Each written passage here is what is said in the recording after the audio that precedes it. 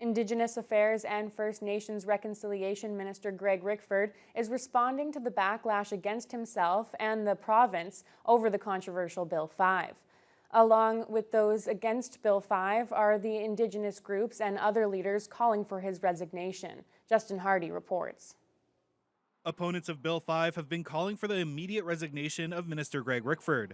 Among their ranks are First Nations communities like Bearskin Lake, the Ontario Federation of Labour, and opposition leader Mart Stiles. Rickford responded to those calls during a media event in Ignace on Thursday. I'm not going anywhere.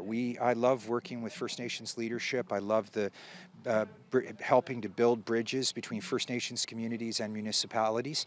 I think you'll see, I think what you've seen is First Nations leadership come out and be very supportive of the work our government's doing, and very supportive of the work that I'm doing. So I've had the tremendous opportunity as a nurse, as a lawyer, and now as a federal and provincial politician, working almost exclusively with First Nations. While not yet joining the call for Rickford's resignation, Nedamizagamek Nishnabek Unsurrendered Nation has joined efforts to demand the repeal of Bill 5. Chief Louis Kwisawa and his members have been protesting along Highway 17 all this week. He says his community is not against development in the region. They're fighting to keep their right to be a part of the conversation. We want to be at the discussion table, and Bill 5 excludes us from that. It overreaches our inherent rights. It overreaches our rights as Indigenous people to be duly consulted within the framework of the Canadian Constitution when you look at Section 35.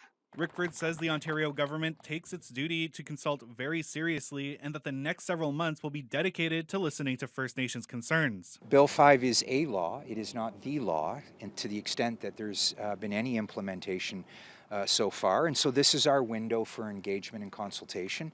And as it stands now, obviously you mentioned that there have been some vocal opposition. We have quietly met with different groups across the province, First Nations and municipalities, who have quite a bit of interest in what this bill could do for their community and for their region. Justin Hardy, TBT News.